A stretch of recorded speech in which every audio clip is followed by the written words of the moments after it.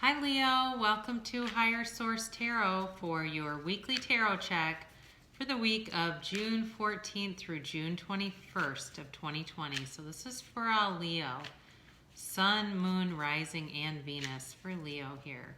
I want to thank all of you who have been supporting the channel by watching and subscribing, liking, commenting.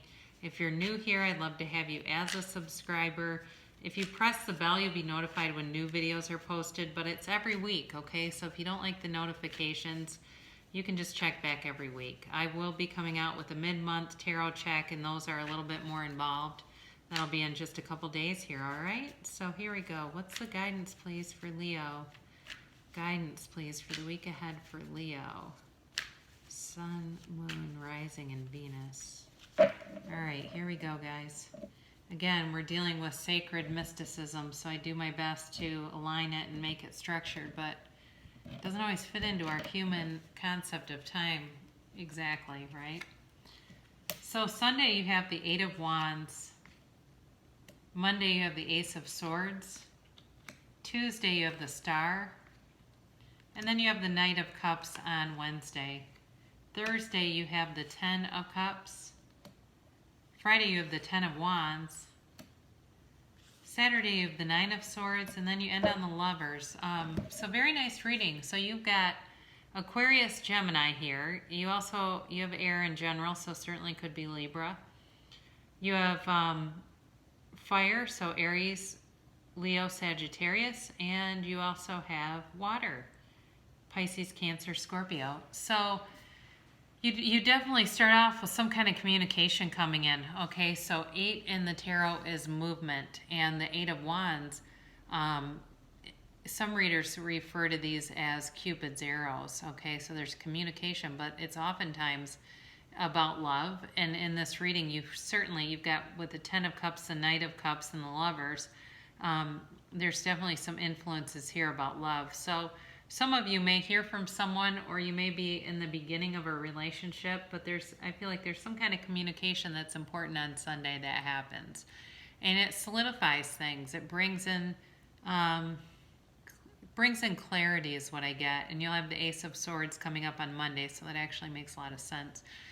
You've got clarity, communication, but there's love here. There definitely is. And there's somebody who's thinking about you. I feel like they are daydreaming about you. They're wondering about you. You're on their mind and you're in their heart, but you're on their mind a lot, Leo.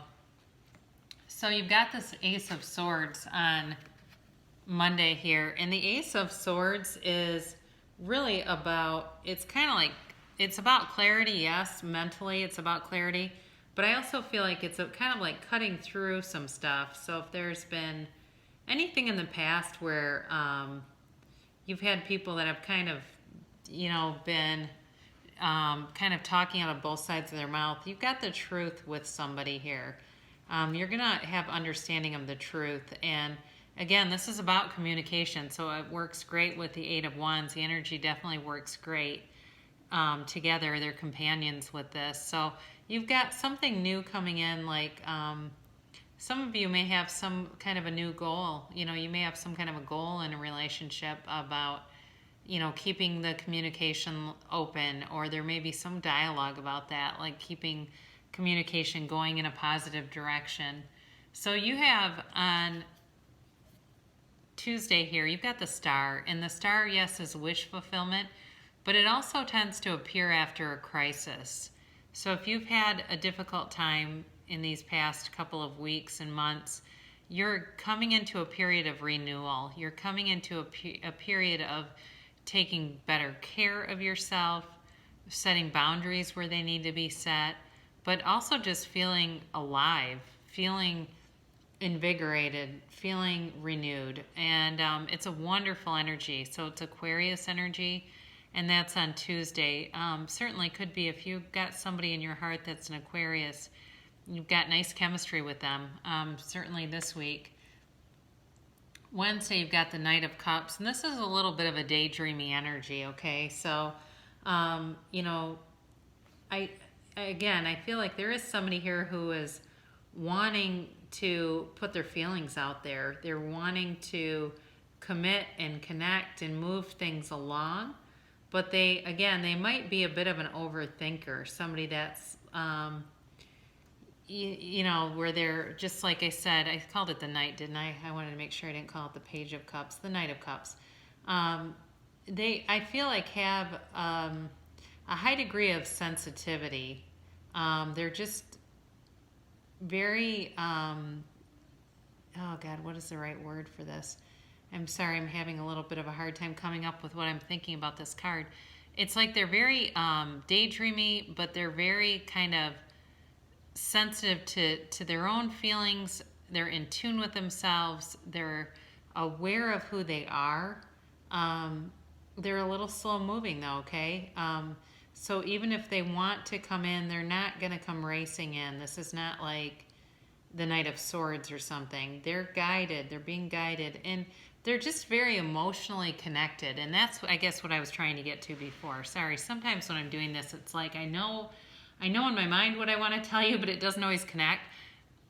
They're very emotionally connected, and they don't want to do anything that would jeopardize things. That's what I'm getting. So the slow movingness about it, it's more methodical. It's like they're more protective of this and wanting to just be cautious, but not because they're resistant. It's not because it's a lack of feeling. It's more of consideration. There you go.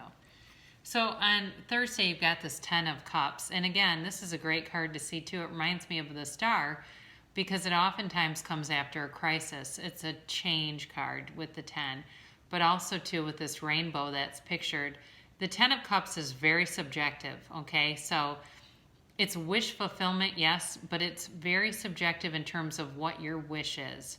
So for you, as a Leo, when you are in love, you oftentimes, burn slow and steady. You're very loyal in relationships. You're capable of having long-term, steady relationships where it's not like, it comes in and burns really hot and then just fizzles out. It's long-term.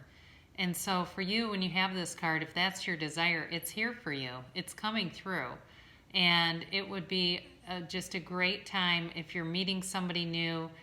If you already have somebody, like I said, and want to reconnect with them, the energy is right for it. Beautiful energy here. So you've got this 10 of Cups, and then on Friday you've got the 10 of Wands. And the 10 of Wands is definitely about burden and struggle. Tens in the tarot can be about burdens, and whereas the 10 of Cups is like the ending of one, the 10 of Wands is about putting these wands down, feeling like you've been stretched too thin. And in some cases, for some of you in past relationships, you may have been holding, it feels like carrying a lot of the relationship, feels like being responsible for somebody else's happiness, and it's time to be done with that. And especially with this Knight of Cups, that energy is, they're very thoughtful.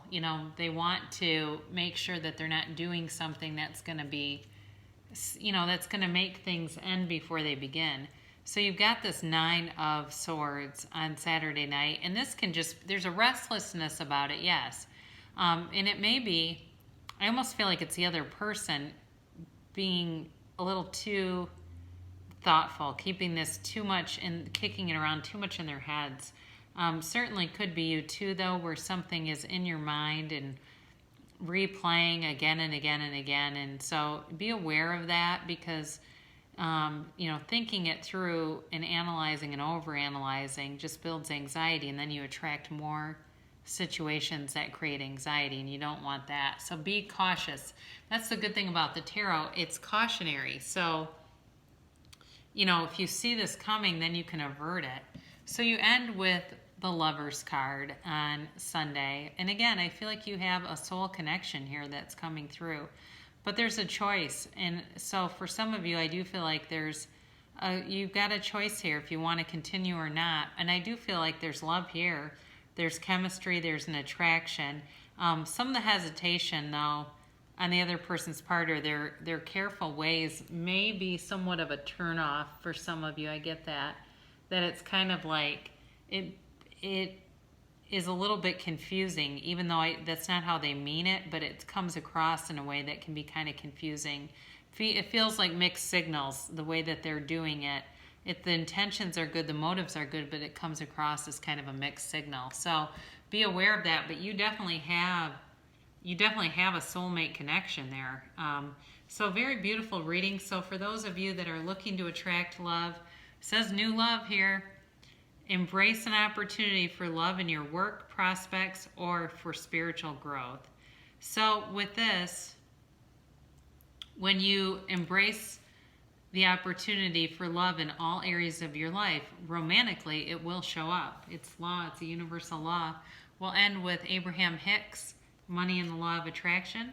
The law of attraction responds to my vibration.